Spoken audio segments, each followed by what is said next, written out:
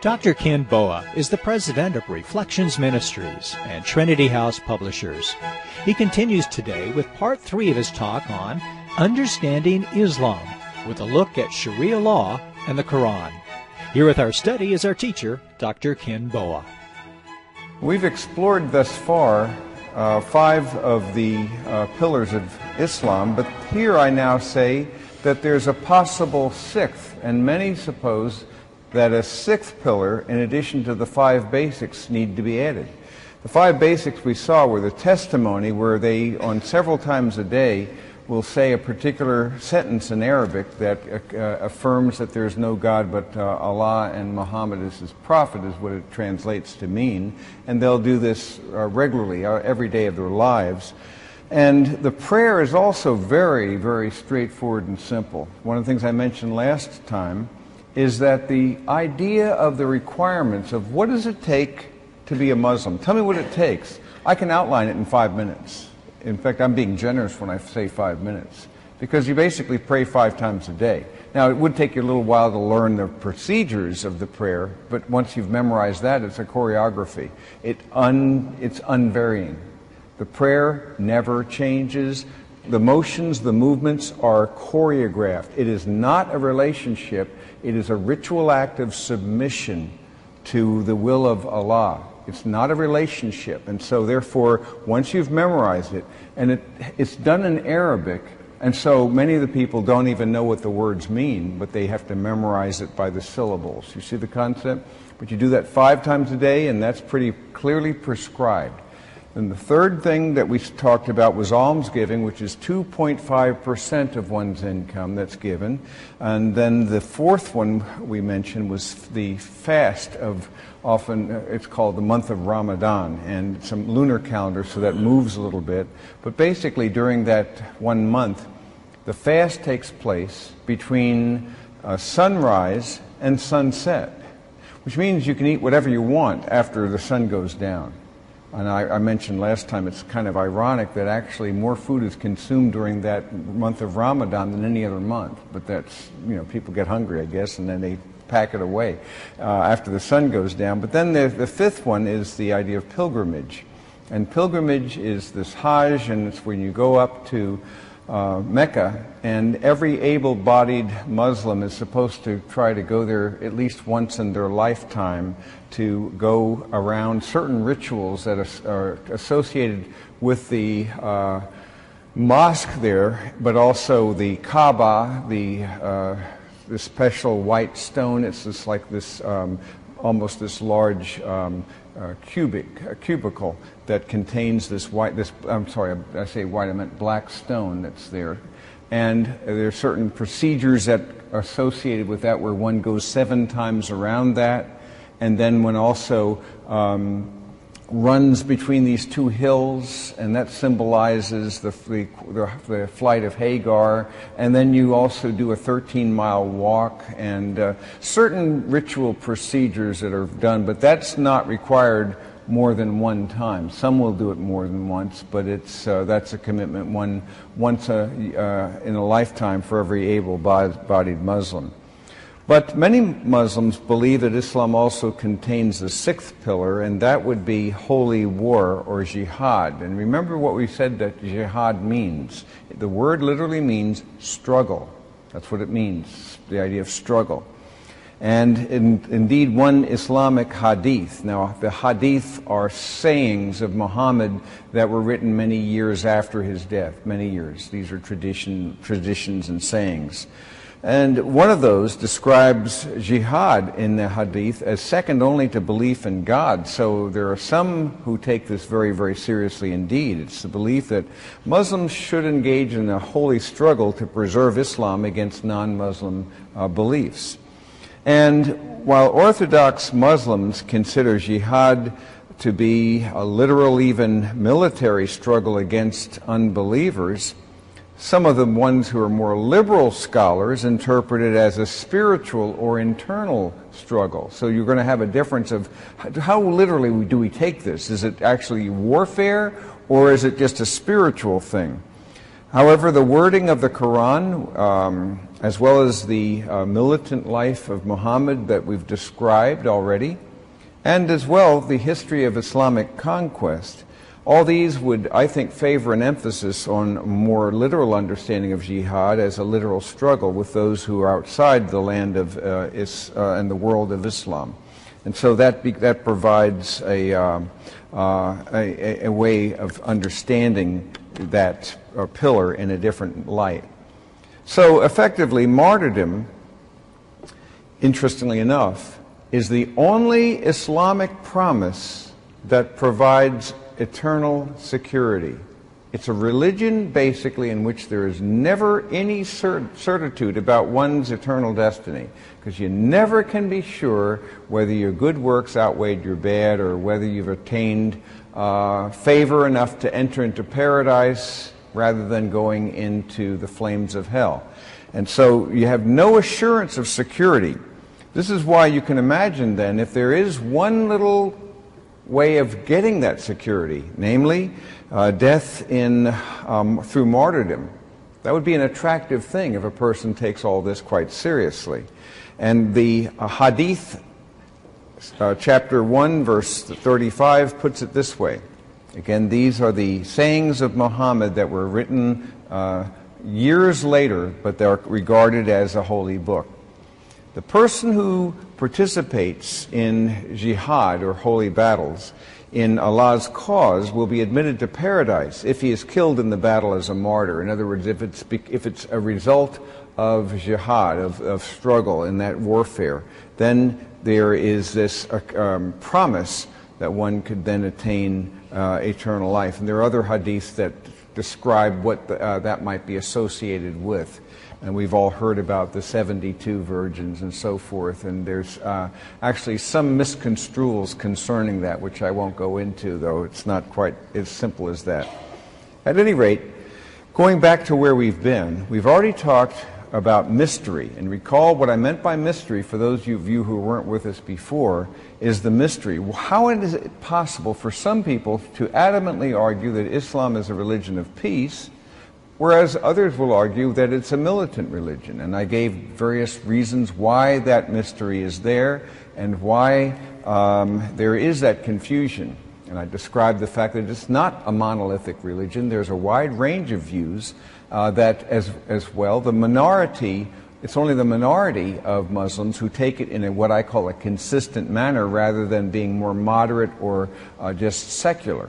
And they take the Quran more seriously and literally. And then there's also, we mentioned, and I'll mention it again tonight, the principle of abrogation, wherein the later, more militant verses of the Quran, which came from the time up in Medina, were the verses that trump the earlier verses, because the Quran itself teaches that the later verses should be taken if there's any conflict over the early verses. And we know that those later verses were more militant than peaceful.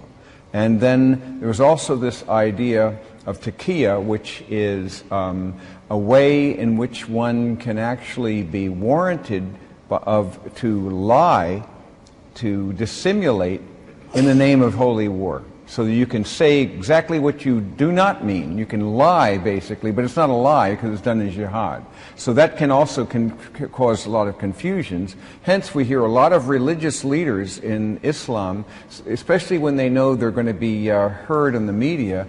In English, they may say something that sounds peaceful, but in their own context, and usually in Arabic, they'll say something that's radically contradictory, but they don't see this as actually a problem, because of that principle that allows that to occur. We've then explored a bit about the history, not only of Muhammad himself, but then of its spread, its dissemination, and then its movement into more of a period of dormancy after tremendous actual expansion and conquest, especially with the demise of the Ottoman Empire during the First World War, and how it's only been in the last few decades that, as a result of wealth through oil, has actually now acquired a stronger position than it had before. So there was a couple of centuries of relative dormancy, but now it's beginning to come back in that respect, and it's spreading rapidly in that respect. We talked about the 5 pillars already of Islam. And what I want to do now, as I explore the basics, is to define certain terms that I think it might be helpful. So before we take a look at the Quran itself, I'd like to define a few helpful terms. The fact is that we want to speak about major sects. And when we speak about the major sects, as we observed before, we're looking at actually the Sunni, the Shia, the Sufi, as well as two other groups that are hardly known at all, the Kharjite and the Kalam.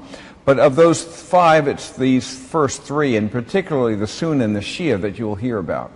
The Sunnis really are a distant third. But these are the basic major sects that I wanted to just say a little bit about it. And I said that Islam is not monolithic. It's divided into these sects. And the 2 major sects of Islam, which represent over 90%, about 90% or more of Muslims, are the Sunni and the Shia. And Sunni means customs, effectively. It means customs referring to Muhammad, whereas Shia translates to faction of Ali. And the Sunni, who are also known as the Sunnites, represent over 80% of all Muslims. And they believe that the successor of Muhammad, since he had no son, should be an elected successor.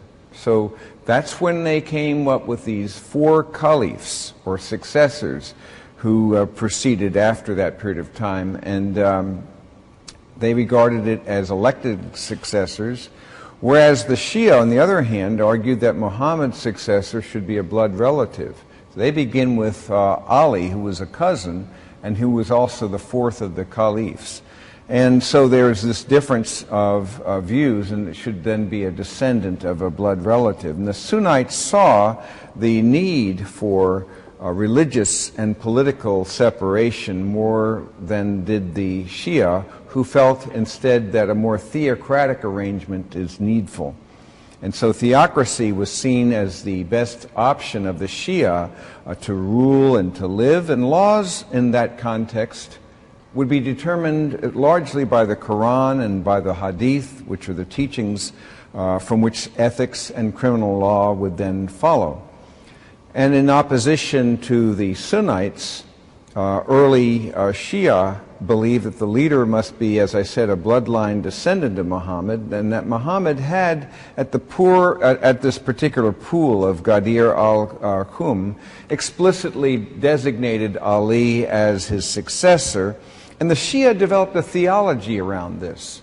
And their theology negated the caliphs and instead spoke about the idea of imams, and that the imam would be divinely chosen at birth. It's their own leaders, and those particular leaders who were divinely chosen at birth were also regarded as direct descendants of Muhammad's cousin Ali. And so the Shia teach as well that the 12th generation, known as the 12th imam of that line, didn't die, but that he was taken by Allah to heaven or is hiding on the earth. And so the Mahdiites, of which the president of Iran is one, believe that it's the 12th imam who shall return to earth to be the Mahdi, or a messianic figure. And some actually believe that it will require a kind of apocalyptic context in order to bring that about. The idea then of some kind of an awful experience, or awful thing, even the possibility of nuclear warfare, would be needful to bring the conditions whereby the Mahdi, the 12th imam, would come. That changes the rules, as you can well imagine, concerning thermonuclear warfare, in terms of it no longer being really a deterrent, but rather something that, although many millions might die, ultimately the whole world would be brought under that messianic figure. Now, as this time cover story entitled Sunnis versus Shiites describes why they hate each other, it reveals that these two major Islamic factions then are clearly at great odds with one another. And indeed, of the total Muslim population, roughly 10 to 13% are Shia, and 85 approximately, maybe up as high as 90, but around 85% are Sunni. And that the Shias, the minorities, are located primarily in Iran, with a smattering in Iraq, Afghanistan, Syria, Turkey, and Saudi Arabia. There's a small number in those others, but primarily in Iran. And then I mentioned as well that there was a third sect, much smaller than these two, that some people know about. And these are called the Sufis, who are in fact Islamic mystics, like this whirling dervish. How many of you have heard of the whirling dervishes? That's the only thing they're known for is these dances that they do. And I saw a couple of them on the boat in the Nile cruise in Egypt, and it was interesting. I took a video of one of them. It was actually quite fascinating, I have to tell you. The guy went on for about 15 minutes, and it's a wonder that the man doing hundreds of turns in the same direction wouldn't fall over, but they have certain techniques that they use. But it was quite elaborate and very, very complex dance. And what's involved in that complex dance is the idea that if you, through meditation and through certain experiences, that music and dance become a direct route to Allah through a mystical experience. What happened then is this. It was a response, really, in this smaller group to a perceived legalism within Islam. And they regarded the observance of religious law as mere outer conformity.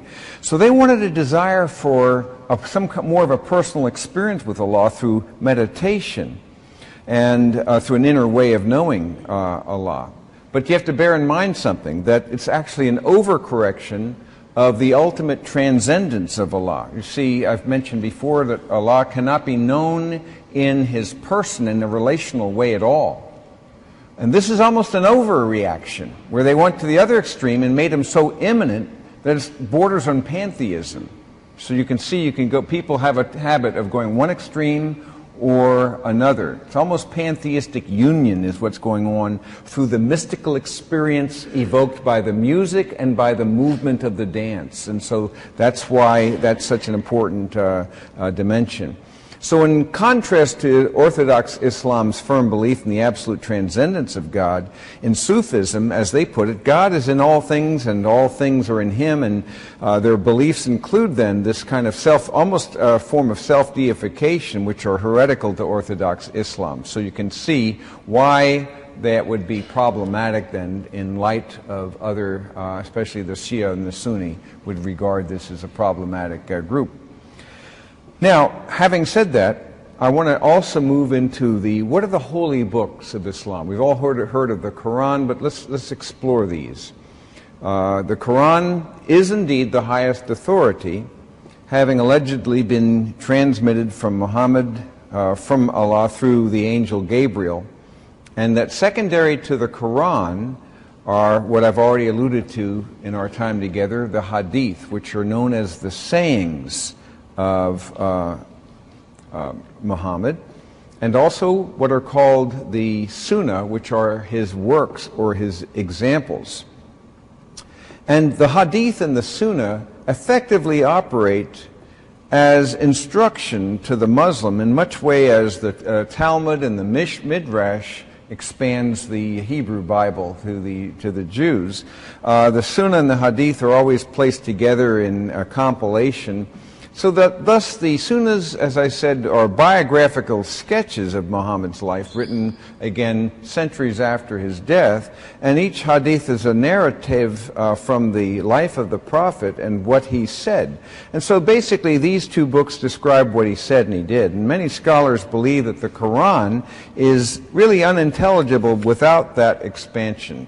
some believe that you need to understand these books to understand the Quran. And then there are different versions of these that are approved by most Muslims.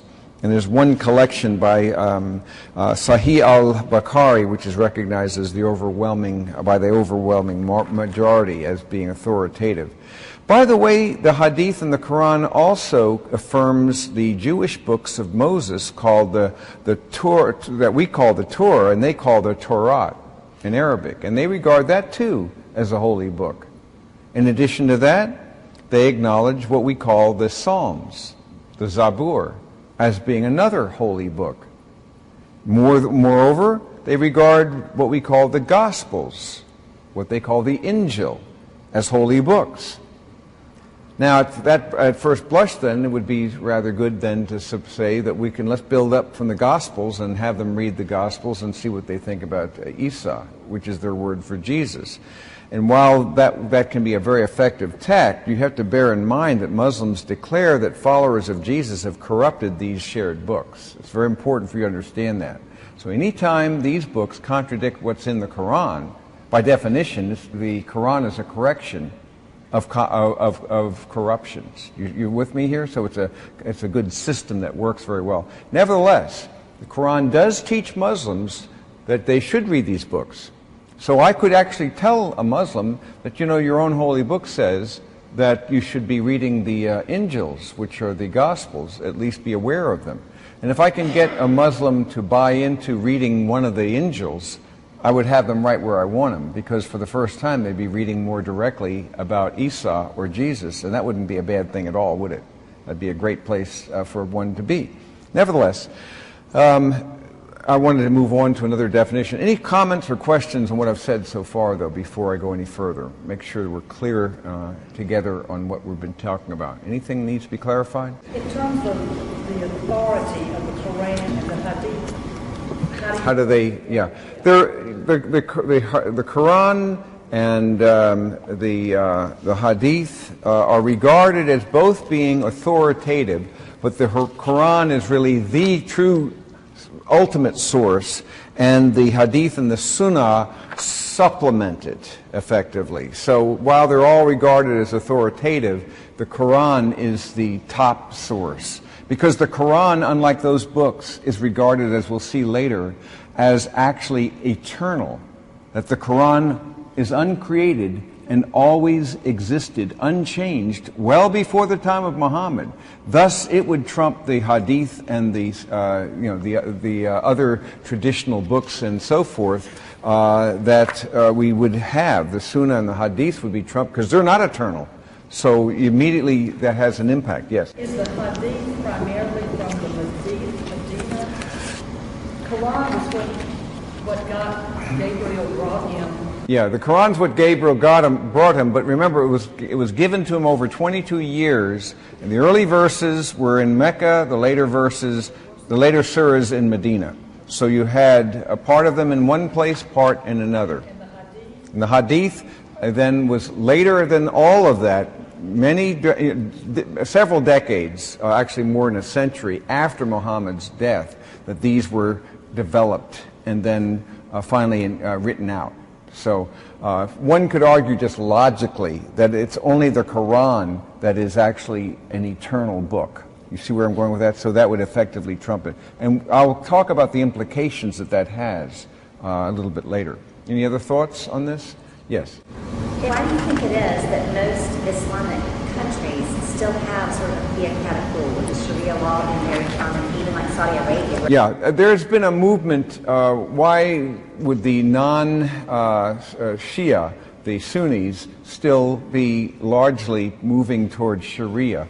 Because Sharia still, in spite of the idea that in some of these countries and among the Sunni, there should be a separation to some degree. There's been a trend, especially in recent years, toward the idea of bringing the world itself under Sharia, under Islamic law. So that trend is now affecting the Sunni as well. Although on average there would be more of a militant approach to this in the Shia, but then you consider a Sunni sect like the Wahhabis, which are about as radical as you can get, and they're in Saudi Arabia. And so there they have a very, very strong vision, as does other groups like the Egyptian Brotherhood, the Muslim Brotherhood there. You hear about this in Egypt, and we all heard about that. And what's interesting about a group like that is their clear agenda is Sharia, though they say they're compatible with democracy. Once again, you have that principle of taqiyya. Remember that I said taqiyya?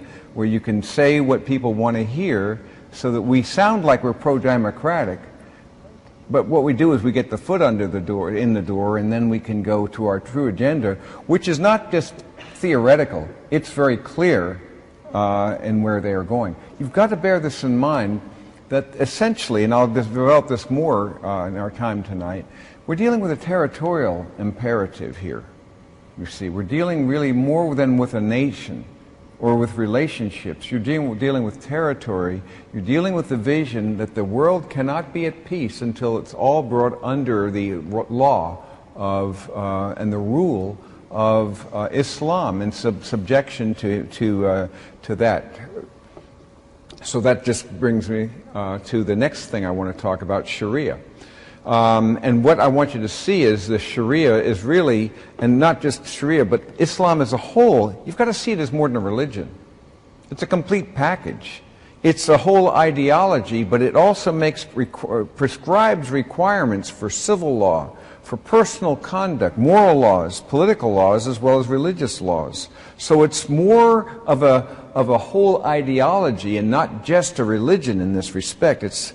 And as I mentioned, Sharia is really a comprehensive body of Islamic laws that ought to regulate public and private aspects of the lives of Muslims. And it's not a single code, but rather it consists of different sources that legal experts appeal to. The first two especially are the Quran and the Sunnah, and there are other complementary sources that are used as well. But I would say, if you wanted to really get the essence, the teaching of the Quran, the Hadith, and then of the Sunnah are indeed the primary sources of this form of law. But there are other supplementary things called the consensus and the analogy that are also being used to provide more clarity for what that looks like. And like the idea of the merger of the church and the state, where, and especially in the Middle Ages, the Pope would reign effectively, technically supreme over the king. So also in Sharia law is the concept of the merger of mosque and state, and rather than the Pope controlling the king, however, the imam would control the ruler, just as it does in Iran today. So, for example, Iran's current imam, the Ayatollah Khamenei, not to be confused with Khomeini, who died several years ago, he's the supreme leader. He actually technically has a higher rank than the president of Iran. And so the Ayatollah is the highest ranking political, technically, and religious authority of the nation until his death, and then another Ayatollah will replace him. That's how that works in Iran. Now, the definition of Sharia is known as the way or the path, it's called. It's not democratic, it's not optional. Sharia having been derived from the Quran, the Hadith, the Sunnah, it's not democratic at all. It's not optional. It's required that every Muslim carefully follow its laws. And this kind of Islamic absolutism is then a part of what incites cultural clashes with any kind of democratic political system. Sharia law actually specifies what are called Hadd crimes, 5 of them. It includes unlawful sexual intercourse, both outside of marriage and adultery, false accusation of unlawful sexual intercourse, wine drinking, sometimes extended to include all alcoholic drinking, theft, and then also highway robbery. And what's interesting is that punishments for these Hadd offenses, H-A-D-D, would amount to flogging, stoning, amputation, exile, or execution. And sometimes these get significant media attention when they occur. Often they're done, especially, for example, in Saudi Arabia, they are done publicly, so that you have these exercises that are done publicly. One other definition I want to give you is that of an Islamic worldview. And this is an important and very radical distinction between two groups. There is, first of all, what is called the Dar al-Islam, which means the house of submission. And then its opposite.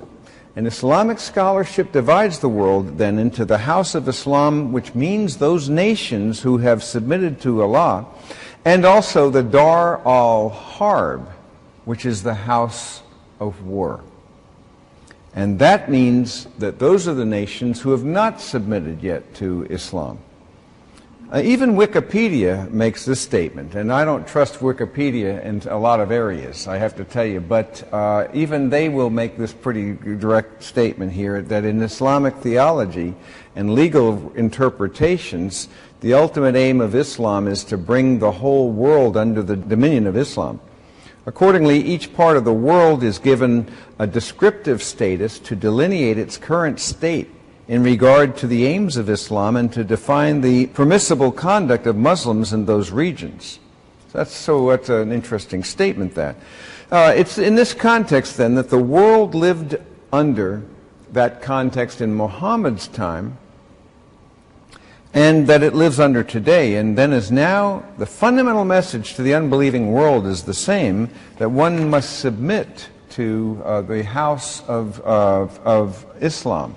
And ultimately that's true of an individual, but also of nations as a whole. So having spoken a little bit about the holy books, and they recognize several, as I've mentioned, but particularly the Quran, I want to use some quotes. I think it would be wise for us to find out directly from its own source what this book actually teaches. And it's very helpful for us to know, because few people are really given a clear portrait of what the Quran truly teaches.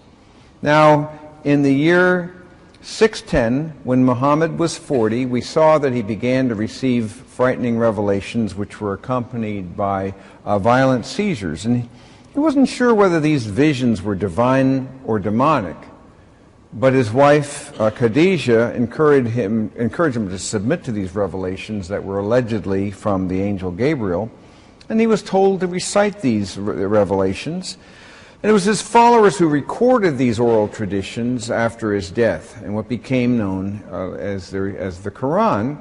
And though over 100 books are acknowledged, technically it's the Quran that's the final revelation, which consists of 114 surahs. A surah, S-U-R-A, is a chapter. And the length of the Quran is approximately 4/5 the length of the New Testament. And it was revealed over a period of 22 years. From that period of time then, from 610 and all the way up to Muhammad's death in 632. So it's a 22-year period of time. Again, the latter 10 years or so reflecting the Medina verses and the earlier verses before he went up from Mecca. Now, this book is no easy read. How many of you have actually tried to read the Quran? A few of you have. It's not an easy read. In fact, it's similar to me when I had the experience of reading other books. For example, like the Book of Mormon and Science and Health with Key to the Scriptures, and some of the books by the Jehovah's Witnesses. These are not, they're ponderous books. They're not really enjoyable reading at all. And what makes things even more difficult is that there's really has a complete lack of a thematic or logical or chronological order to it. It just bounces all over the map. And furthermore, the surah titles, although the chapters are given names, the titles are totally unrelated to the names of the chapters. One's called the cow. Well, there's no cow that's discussed here, so it's not entirely clear where all those came from.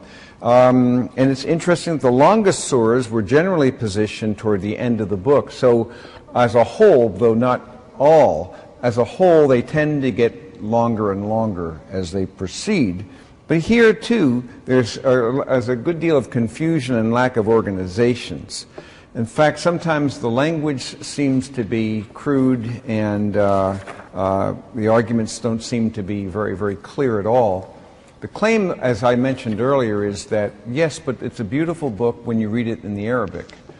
And it's an interesting claim because in my experience reading things like Dante or Tolstoy or Dostoevsky, I find it beautiful even in the translation. There's a yes, it's not as rich, but it's still, it comes through. And so, but it doesn't come through in these translations. I'll let you try reading it.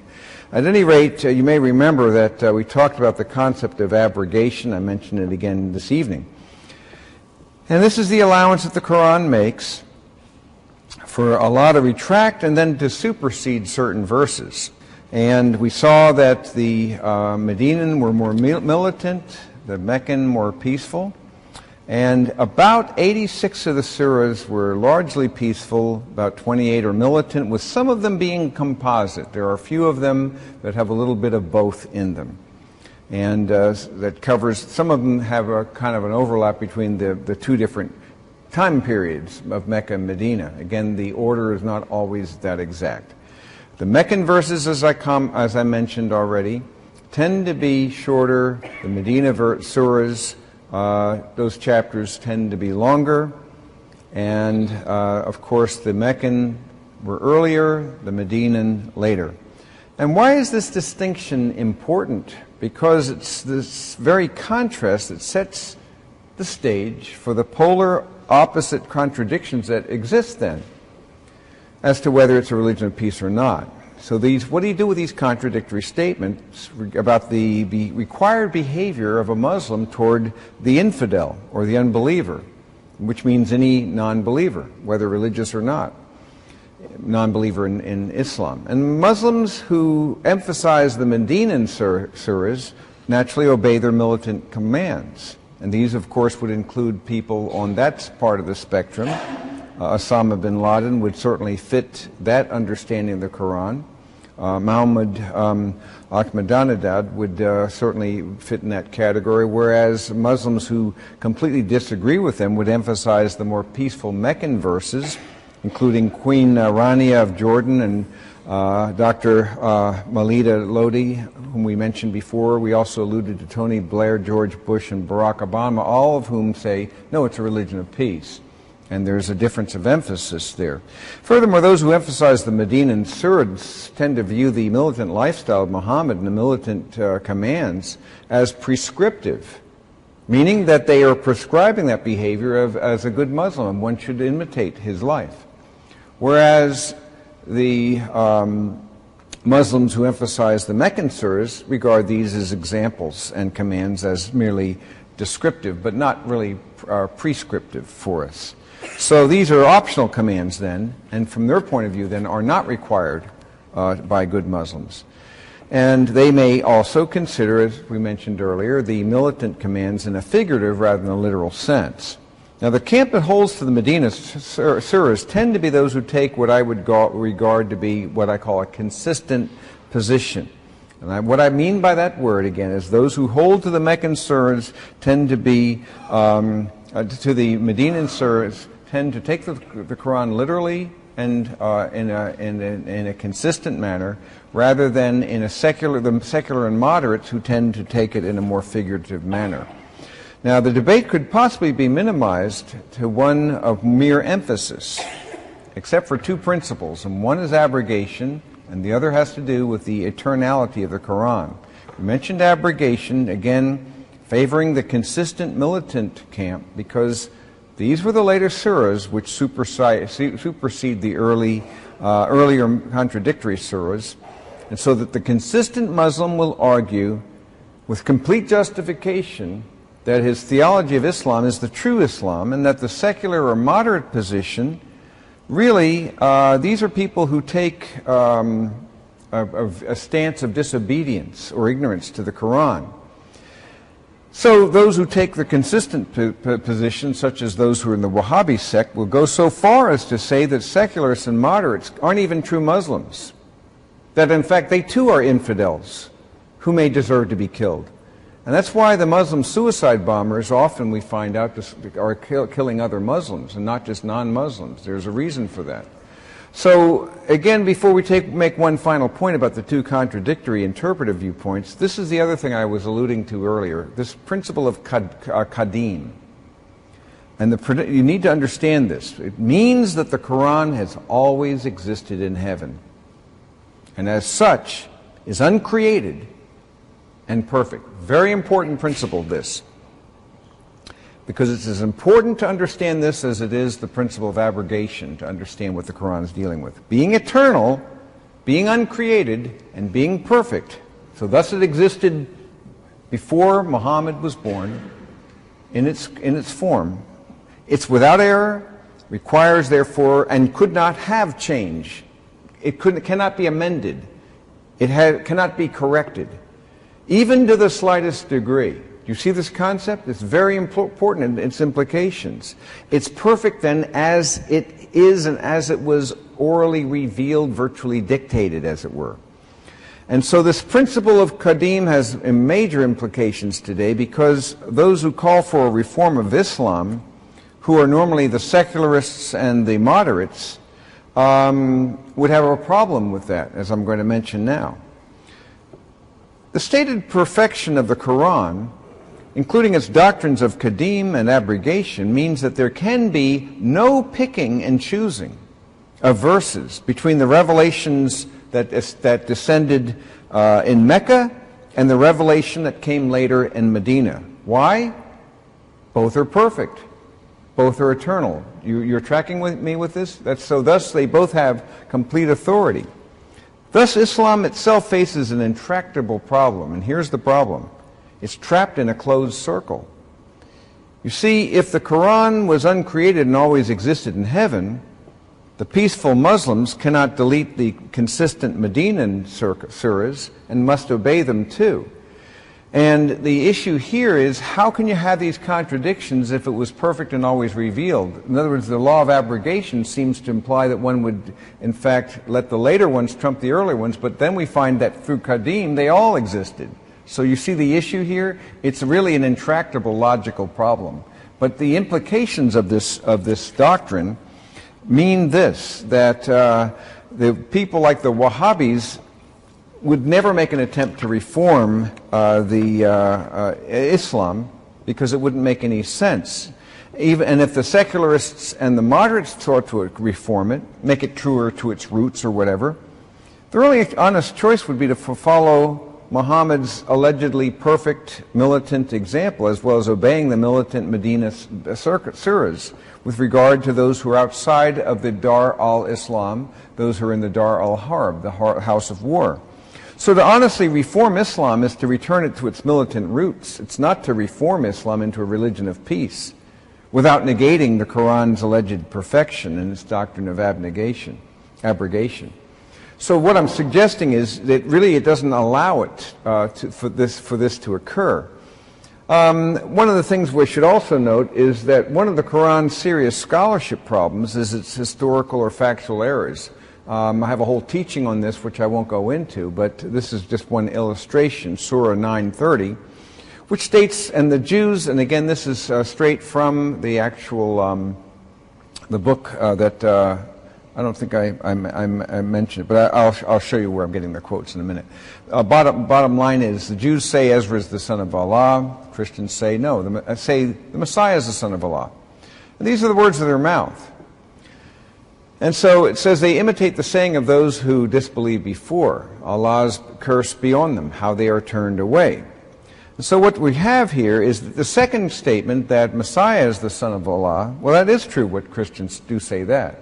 But I don't know of any Jew who would say that Ezra is. No Jew ever said that, ever will. For them it would be a very bizarre statement, completely erroneous from a Jewish perspective. And this is one of numerous blunders that call into question, again, the veracity of a book that claims to be eternal and perfect. And but I want to again go back to the Quran's claim to be a correction of the thousands of years of biblical history, and which it claims has been corrupted by the Jews and the Christians. So when evaluating the truthfulness of the ideology of Islam, you've got to determine this, whether the Quran itself is a proper correction to other religions, Christianity and Judaism, which predated it by centuries, indeed thousands of years with Judaism, or whether the Quran itself is a corruption of those texts and of those religions, from whose doctrine the Quran then borrows and revises. So you've got to answer this question: is it a correction or is it a corruption? You don't have any other options. You with me? Because they do not agree. And so you have to make this decision. Naturally, the Muslim has to believe that it's a correction, has to therefore believe it was corrupted, though there's no historical or textual evidence anywhere to support that idea of when was it then corrupted. When was the New Testament corrupted, since we actually have, for example, in the New Testament, documents that date within a few decades of the original in some cases, and certainly within 100 years and 200 years, the entire New Testament. When did this corruption take place? But you have to believe that in order to buy that. Any questions on that concept? Because I'm about to move now to the quotes themselves. Have a few minutes for some quotes. Is that clear? I'm trying to build a clear case, fair case, objective case as well as I can. But I'm trying to be consistent and fair to what they actually teach and what their books teach. This is what I'm trying to do, rather than some external understanding. Given this, then, it's one thing to have someone tell us what the Quran says. It's another to read it firsthand. So let's go directly to the source and take a look at some of the quotations to see what it says about these matters of peacefulness or militancy with regard to non-Muslims. Now, all the quotations that we're going to see are going to be scanned out of this book, the Holy Quran, and it has both the English but also the Arabic text alongside of this English translation, and with a commentary by Maulana Muhammad Ali. This was revised in 2002. So this is a book then that's regarded as authoritative.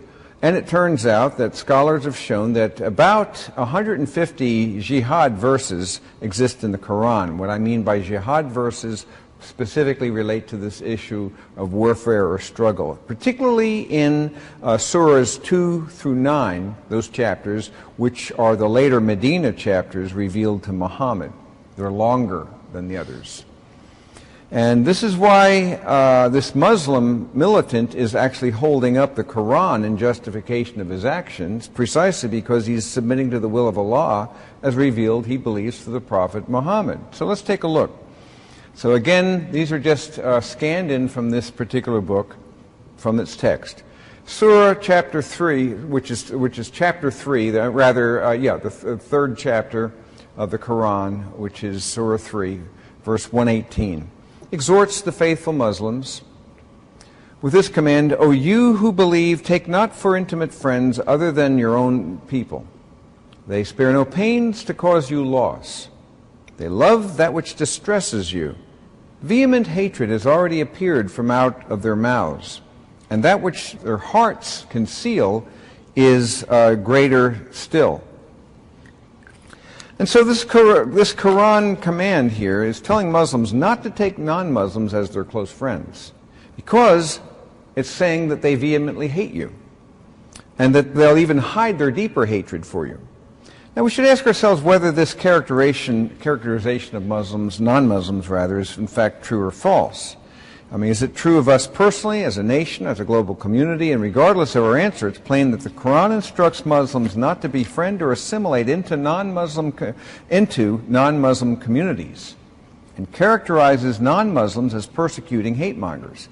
It also gives Muslims sufficient reason to distrust, if not hate, non-Muslims, whom this verse claims to actually loves to hate them.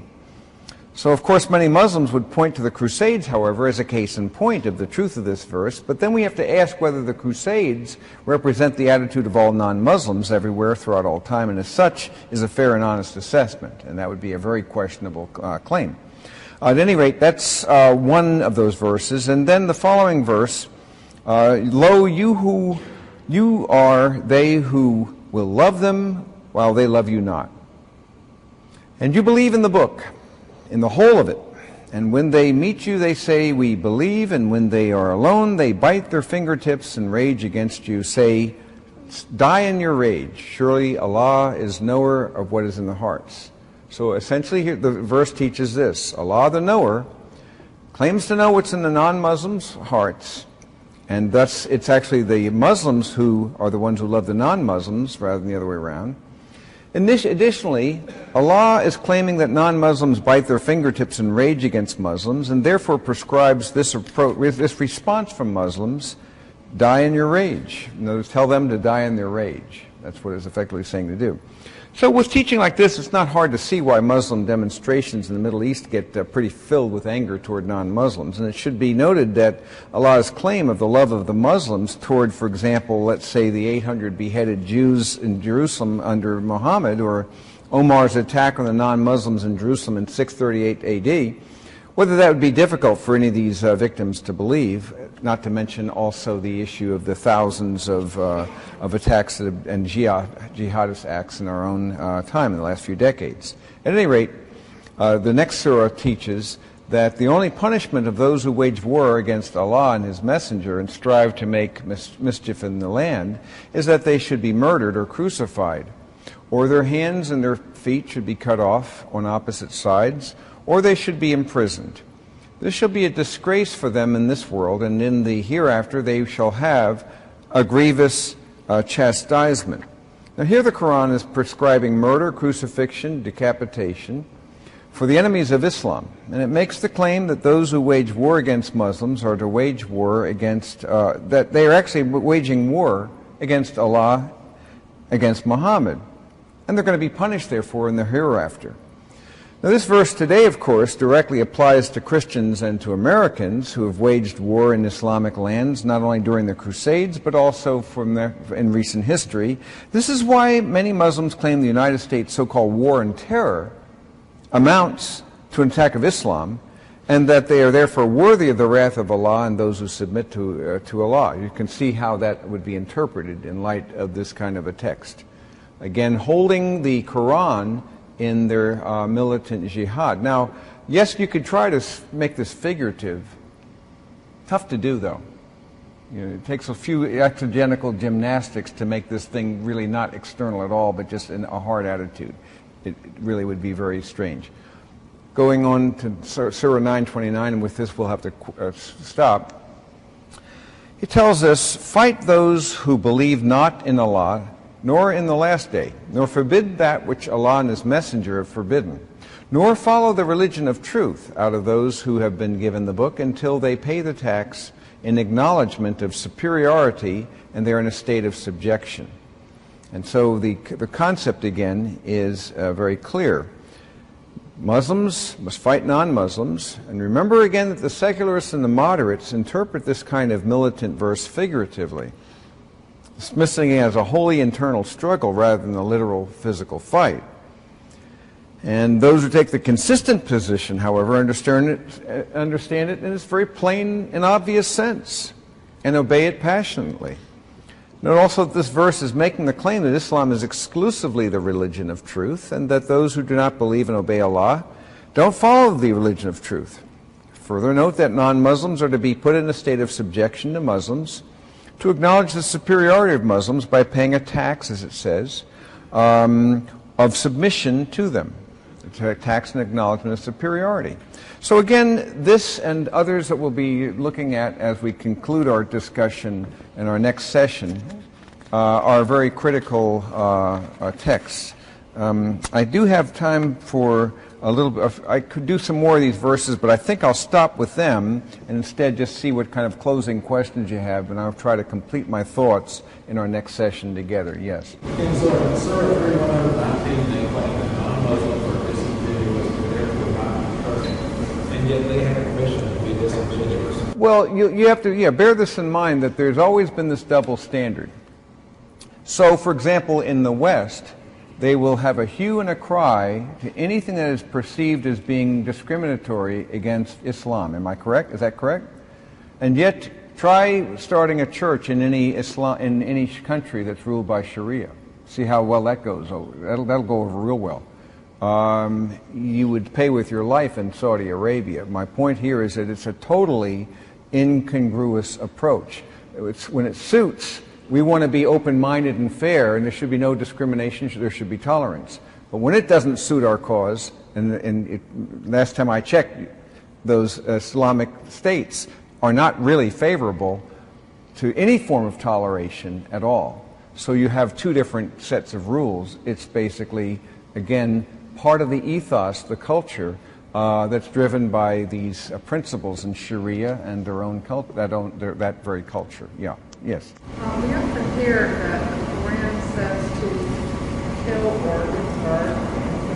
Is that? Yes, we already saw one such verse that tells us to do that. It tells them to behead or to. That's one of the verses. There are numerous others. You'll see some more next week. What do you think you have to bear this out? And this is not proof texting. I invite you to read the context here. It's consistent. But there are over 150 such verses that at least talk about a form of jihad that on face value is very clearly more of a bellicose approach rather than just an internal struggle. So there are numerous such texts. Rarely are these heard, though, because it sounds intolerant. What we have, interestingly enough, and this is this is just parenthetical, but it's politically incorrect to criticize Islam in any manner. Perhaps you've noticed this. And yet, when certain Muslims are appointed to be in positions in homeland security, they're called devout Muslims. But you'd never say, oh, he's a devout Jew or a devout Christian. That would be separation of church and state, when everyone would be, you see what would happen? It's okay for them to be a devout Muslim, though. So what I'm saying is you have a lack of parity even in our own country, whereby it's open season to criticize, especially Christians, and to some degree Jews, but don't try that with Muslims or other groups. So once again, what you have here is a philosophy of correctness that actually plays perfectly into the hands of the desire of people to ultimately bring in Sharia through the back door quietly and in a bloodless manner. It plays right into their hands. And so this cultural, it's what I would regard to be a cultural naivete. And as I mentioned before, there's a growing awareness, although it's too late and too little, even in Europe, that the agenda of multiculturalism is death to the unity of a country. And at the end of the day, then, you can't play by those sets of rules. So what we have going on here, then, are dramatic processes that actually are playing right into the hands through the naivete of people and the failure to grasp what their own book teaches, their own traditions teach, their own prophet did, total ignorance of that, to where we have this cleansed version that's correct and tolerant. You see the concept? I'll have a word to say about one of my favorite bumper stickers, but we'll do it next week, coexist. And I have a comment about that bumper sticker that you'll see next week. We didn't have time to go into it. But again, in my view, it represents a remarkable degree of naivete. I often hear as well as people who will say, well, if you really understood the religion, you'd know that they're all worshiping the same God and all this, and it doesn't teach that at all. And when people make that claim, it tells me how little they know about the religion itself, its own claims, its own holy book. Because you have to, if you want to have integrity, what does it actually claim? Don't say what you think it claims or what sounds that it should claim. What does it really claim? And that's where I believe that intellectual integrity is necessary. Yes? Now, the Sharia law, you said it comes from all the books and the Quran. Is there a separate, written out Sharia law? There are different versions that are used, but there are certain sources, 4 fundamental sources that are used to work that out. But it's fairly complex and elaborate. But there are schools of thought within it. But there is one primary school that seems to be more dominant. But what we have to understand is this law encompasses not merely religious practices, but civil practices, moral practices, political engagement, a variety of things. As I said, thus it's more of an ideology, and it's not democratic. And is there a governing body then that will oversee these laws being? Well, again, that, for example, the imams would be those in, for example, in Iran who would seek to do that, and those who are in authority, the various Muslim authorities and leaders in other countries would then serve to put that together and create a body in that regard. But the thing I'm going to be stressing, again, as we conclude, is that it is a religion of peace. But you have to define what that means. Peace means this: when all the world is brought under Sharia, then there will be peace.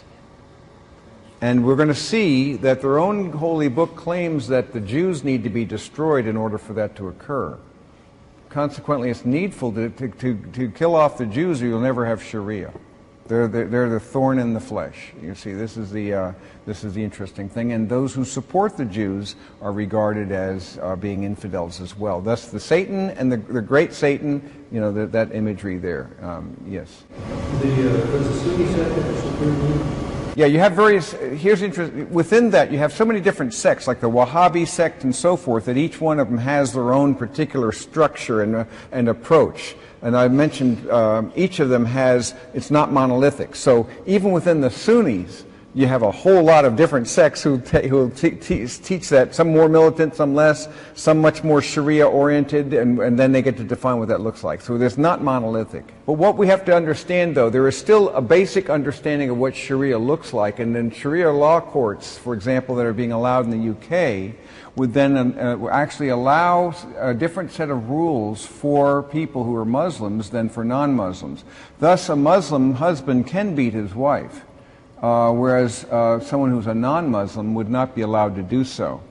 You see, they can do a variety of things that are, in fact, not allowed by the law of the land if those things are done under Sharia law. And as you know, that there is going to be a growing movement in this country to bring that about, Sharia, and several states are even playing with that, Michigan being an obvious example. Once again, and it'll be done in the name of what? What's the word? What'll be done under? Tolerance. What else? Multiculturalism. You see the idea? And as I said before, once you start playing that by that, you have an erosion. There's not an integrity. There is a loss of culture, and then what we have here are chaotic. And who gets to define what tolerance looks like? Yes.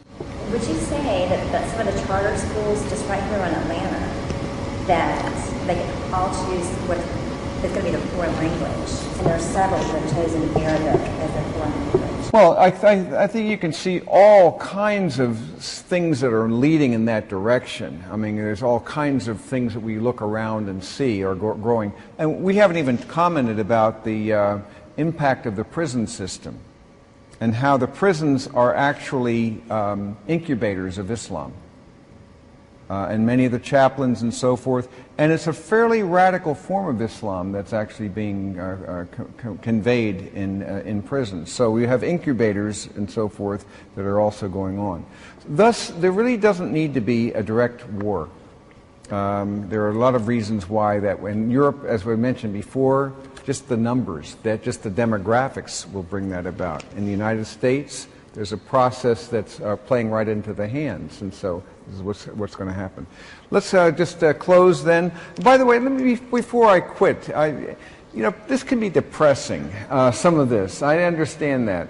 But having said that, you need to grasp that the biblical perspective is one of the sovereign purposes of God, and that God raises up kings and he deposes kings. Daniel makes it very clear that God is sovereign. And he's actually going to use even the orchestrations of men and their machinations and their malevolent intentions, or whatever that looks like. God is bigger than those things. And he can turn it to a higher good. It's not that he's making them do that, but he is able to use what is being done for good. Because the scriptures teach that actually pain and suffering and adversity and a lot of these kinds of things in the larger scheme of God is going to be redemptive. That God's going to accomplish his purposes through that.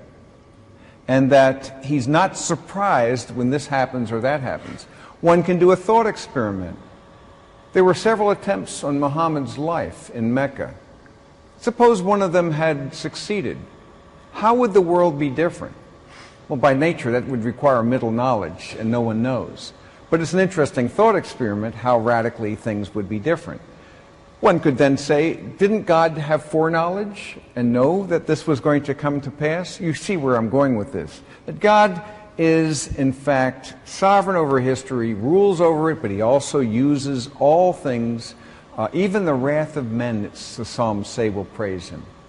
And so my view about the matter is understanding, actually, that we live in very exciting times when we're beginning to see a wide variety of processes that the Scriptures predicted coming to pass. So frankly, it's actually quite extraordinary. I think these are extraordinary times where we're seeing processes that were predicted now being fulfilled before our very eyes. One document I'd refer you to that I have on my website, kenboa.org, go to text resources and type in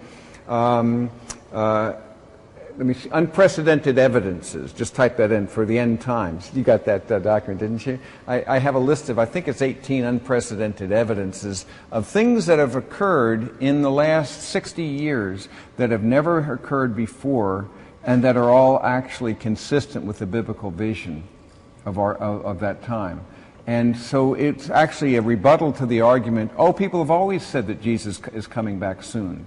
The answer is that these are phenomena and processes that have never before occurred until basically our own generations.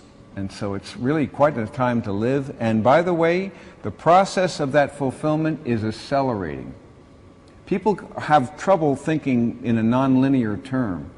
We're talking about exponential, not linear, and various processes are moving us in that direction. So do not despair.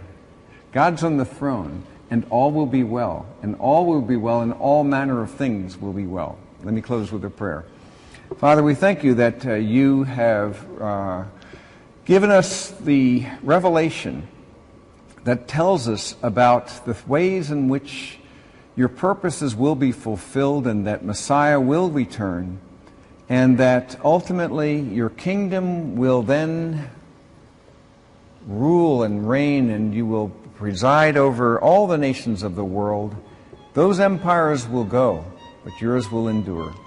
And we thank you, Lord, that you have called us to be your children, people who can know you and love you and follow you. We pray in Jesus' name.